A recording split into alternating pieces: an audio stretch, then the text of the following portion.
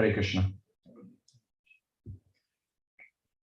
Om Jnana Timirandasya Jnanam Jana Shalakaya Chakshurmilitam Yena Tasmai Shri Gurave Namaha Nama Shrishtam Manumati Satchiputram Atra Sharupam Rupam Tasya Vrajito Purim Matrim Vastavatim Radha Kundam Girivaram Maho Radhik Madhavasham Prapto Yasha Pratita Kripaya Shri Gurum Tamnatasme Pancha Kalpataru Yasha Kripa Sindhu Vyai Patitanam Pavanebhyo Vaishnavebhyo Namo Namaha Nikhila Shruti Mole Ratnamala Diti Nirajita Padapankajanta Haji Mukta Kulairupashyamanam Parithashtam Harinam Samshrayami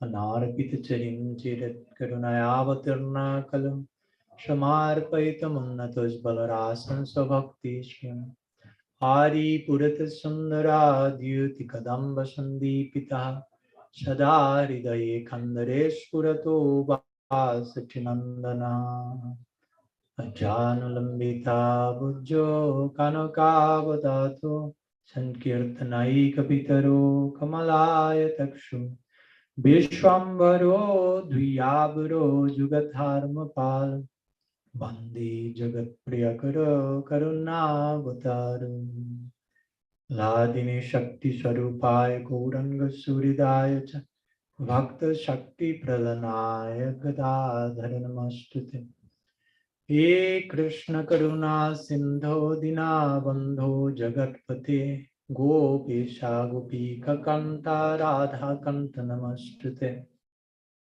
Radhe Vrindavanadishe Karunamrita Vahini Kripaya Nijapadaja Darshan Mahyam Pradiyatan Vandeham Shri Ramakrishna Abhaya Charanasako Sukado Paramananda Sundaro Shubhalopriyo Bhaktya Vihina Aparadha Lakshay Kipta Shakamaditarangamadhye Kripamai Tvam Sharanam Prapanam Vrunde Maste Charanarvindam Vrunde Maste Charanarvindam Srila Gurudev Ki Jai, Shriman Mahaprabhu Ki Jai, Shri Harinam Sankirtan Ki Jai, Shri Shri Krishna Balaram Ji Ki Jai, Shri Rama Navami Ki Jai, Gaur Bhakta Vrinda Ki Jai, Gaur Pramanand, Hari Hari Hari Om. So, Pranam to all. Good evening. Thanks so much for the kind invitation here, Krishna Balar Mandir. Again, second time here, so feeling at home and at the feet of Sri Sri Krishna Balaram and the Vaishnavas. So today we are celebrating Sri Rama Navami, the divine appearance of Sri Ramachandra. So we would like to share some words on the occasion of this most auspicious, blessed celebration, especially from the perspective of our own tradition, the Gaudiya Sampradaya, how we as Gaudiyas celebrate Rama Navami, how do we approach the Sri Ramachandra Tattva, if you will.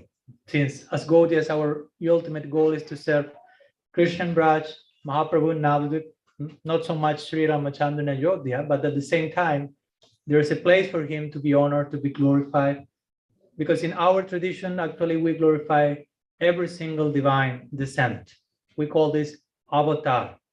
Avatar means divine descent. Avatar means crossing from up to down. The divine appearing on this plane, on this earth, by descending without being touched by the influence of this world. Avatar. So today we are focusing on this particular avatar of Krishna. We consider Krishna Swayam Bhagavan, the source of all avatars, and we glorify each of these divine descents, as my Guru Maharaj likes to call. Avatar means emotional moments in the life of the Absolute, different phases. No? Like we are a different person when we are with our mother, with our grandmother, with our wife, with our brother. We are the same person, but there are different phases to our personality. So similar, the Supreme, the Absolute, has its different faces as well. So today I would like to share how we as Gaudiyas and how Sriman Mahaprabhu himself, our Istadev in our Sampradaya, how he approaches Sri Ramachandra and Sri Rama Navami. So Srila Rupa Goswami Prabhupada, he mentions in his Laghu Bhagavatamrita, one book very concerned about avatar tattva, he mentions how every avatar of Bhagavan, every divine descent of Bhagavan has his corresponding abode in Vaikuntha, in the spiritual world. So Ramachandra is not exception to the rule. Ramachandra has his abode in what we call Ayodhya. And from that Ayodhya, from that eternal abode, he manifests on earth and executes his particular Leela. That's what we are celebrating today, Sri Ramachandra's appearance on earth. So the Ram Leela for us Gaudiyas is very interesting, because Ram Leela is like a portal that is showing us about certain opportunities of service that are not available in Vaikuntha, for example. If you go to Vaikuntha, Narayana is there, and you can serve Narayan only in Dasya Bhakti. There is no Sakya Bhakti, there's no Vatsalya, nobody is the mother of Narayan. Narayan has no mother, no father. There are no friends that are treating him on equal terms. And there is Madhurya, but only one option, Lakshmi, no place for anyone else. But when we go to Ayodhya, interestingly, we find that Ramachandra has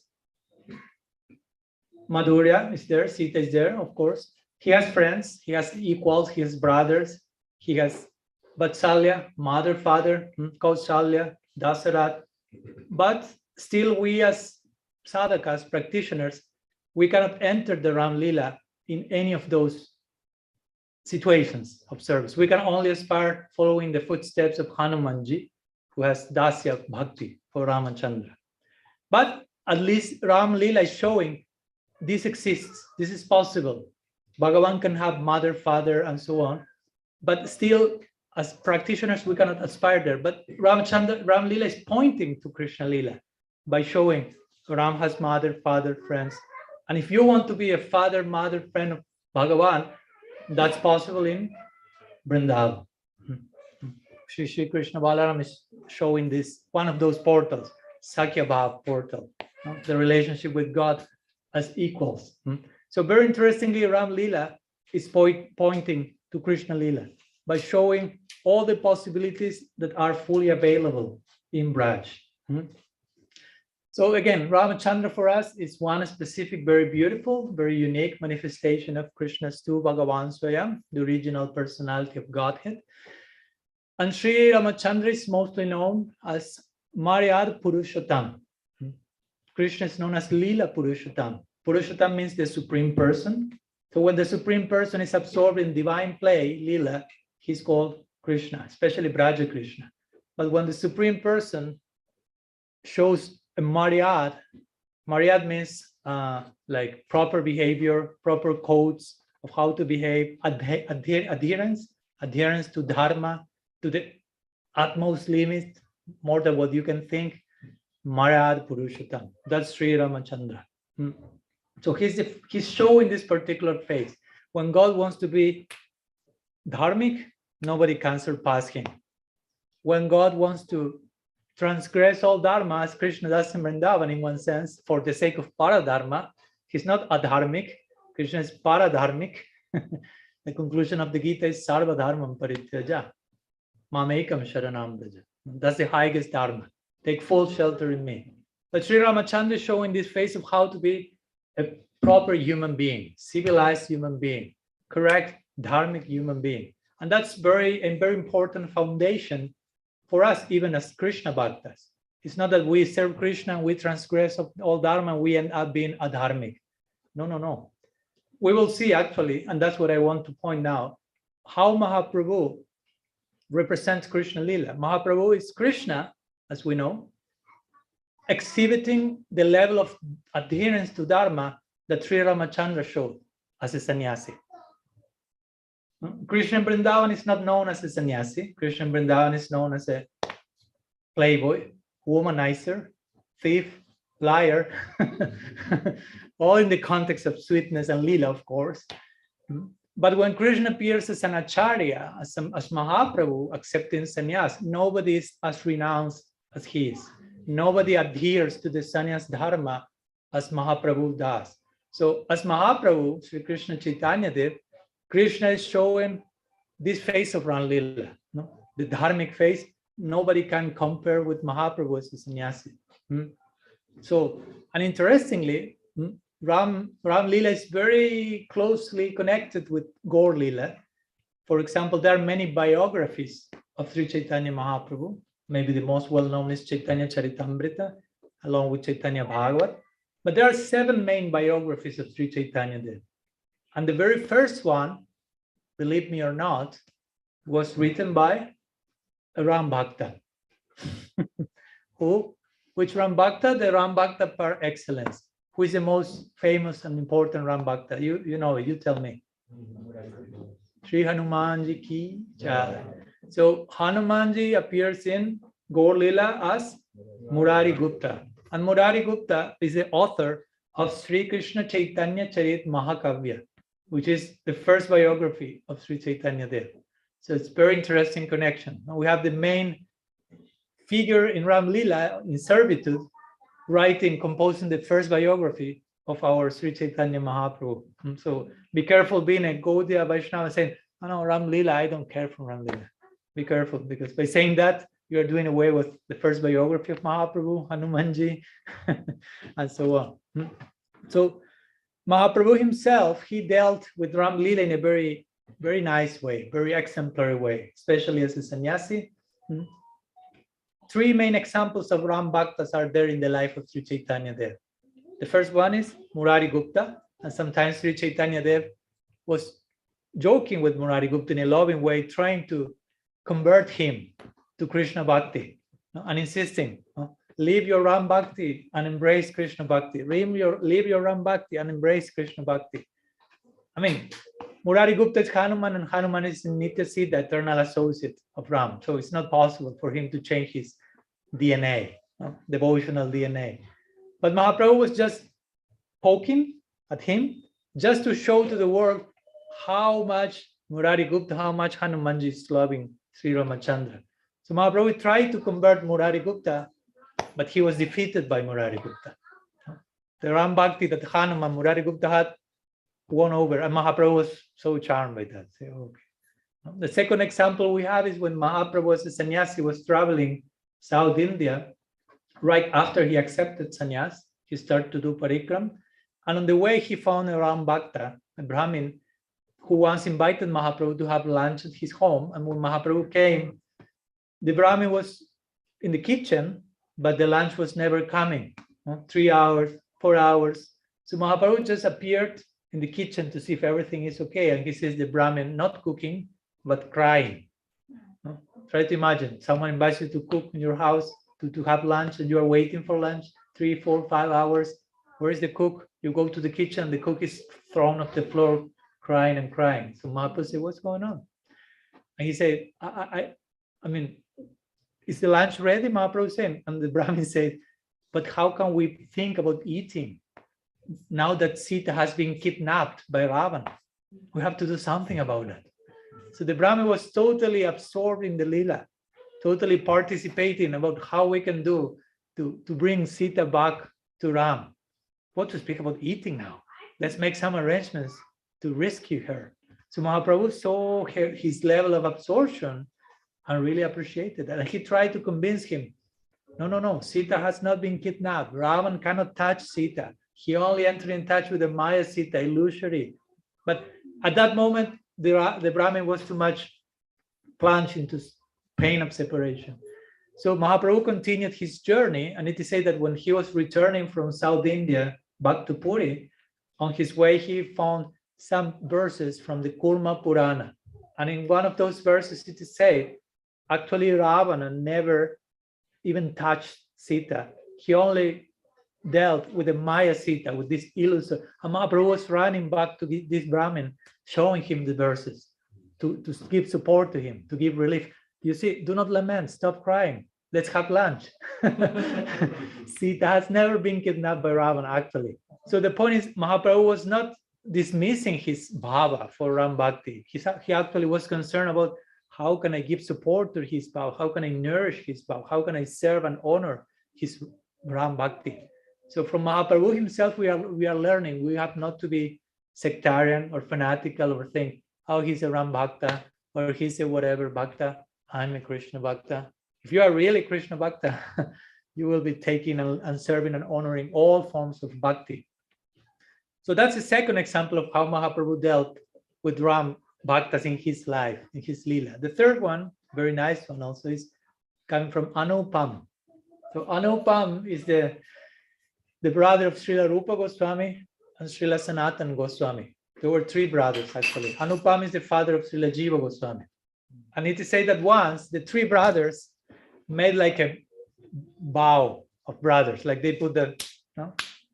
Okay, we will make a promise that during all our life, we will worship Sri Radha and Krishna throughout our life. So the three made this promise and they went to rest. But that night, Rupa and Sanatan could rest, but Anupam was not able to rest. Why? Because he had very deep attachment to the worship of Sri Ramachandra. So now he made a promise to worship Radha and Krishna, to replace his Istadev, basically. But his heart was not allowing that. His heart was flowing towards Sri Ram. So he could not sleep that night. So the next day he went to Rupa and Sanatan and said, we made this promise, this vow, but my heart is flowing towards Ram. I cannot even think about leaving him.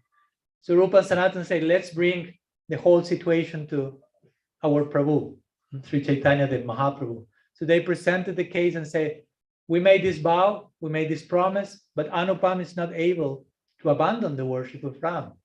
So what did Mahaprabhu say? Very famous statement. He said, glorious is that devotee who cannot abandon his Lord. And glorious is that Lord that cannot abandon his devotee. Like approving that, glorifying that. I'm so happy to see that you cannot abandon your Prabhu, your Istadev. So in this way, we see how Mahaprabhu is supporting that. He's nourished by that himself even. There's a very nice example in Brihad Bhagavatamrita from Sanatana Goswami, when Gopakumar, the journey of Gopakumar towards his ultimate goal in Vrindavan as a friend of Krishna with Madan Gopal. So at one point he goes and enters into Ayodhya, enters into the realm of Sri Ramachandra. And he meets Hanuman. I always like to share this story. Maybe you have heard my class 108 times, but I'll never get tired of sharing that. So Gopakumar meets Hanuman. And it's not that Gopakumar is telling Hanuman again, oh, you are a Ram Bhakta. I'm a Krishna Bhakta. I'm whatever. So objectively speaking, my Istadev offers more possibilities in terms of rasa. He's not saying anything like that. He's saying to Hanuman, please. There we have Hanumanji, Ramachandra, Lakshman, Sita. Please, Hanuman, sing the glories of your Lord. See the glories of Ram. So Hanuman starts to glorify Sri Ramachandra, as you know, very nicely. And when he ends, Gopakumar says, Jai Madan Gopal, Jai Sri Krishna. He feels his own devotion for Krishna is nourished by hearing Hanuman's glorifications of Ram. And then Hanuman says to Gopakumar, now you glorify your Lord. Of course, the two Lords are the same person. Krishna and Ram, they're not different. So Hanuman says to Gopakumar, now you sing about Krishna. So Gopakumar starts to glorify Madan Gopal with his favorite names and pastimes. And the end, what does Hanuman say? Jai Shri Ram.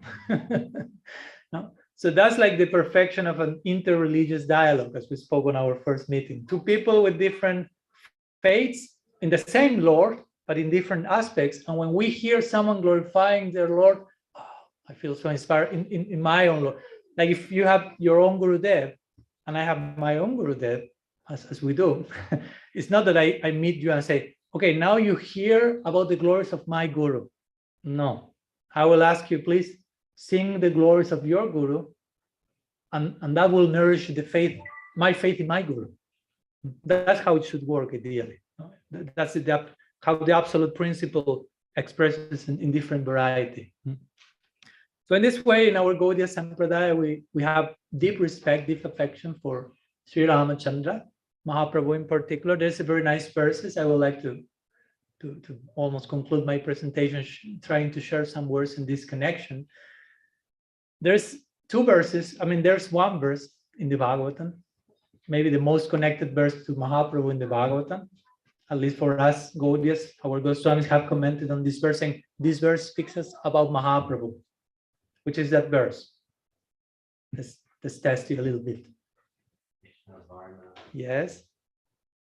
Krishna Varnam Tisa Krishnam Sangopangastra Parshadam Yajnai Sankirtana Prayaya Jayanti Hisumedasa, which basically says, in this age of Kali, the absolute descends in a form that is non-blackish, which means golden, and in his mouth always the name of Krishna is vibrating, and he descends with his companions and weapons and associates, and those who are very intelligent will worship him through the Sankirtan Yajna, to the chanting of the holy name.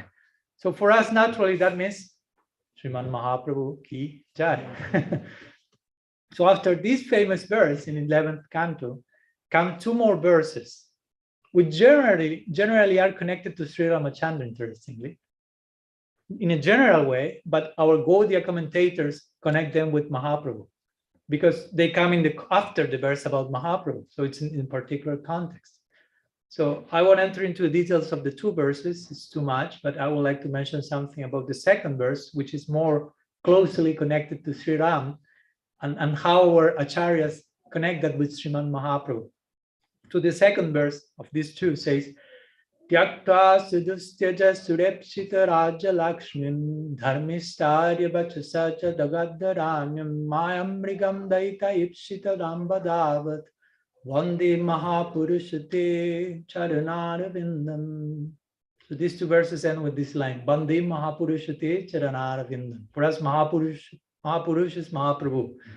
So I offer my pranam to that Supreme Person who Tyaktva sudustyaja surepsita raja lakshmi, means who has renounced Tyaktva sudustyaja surepsita raja lakshmi. This Raja Lakshmi, this royal queen, royal Lakshmi, who was even hankered by the demigods, their beauty, her opulence, her beauty.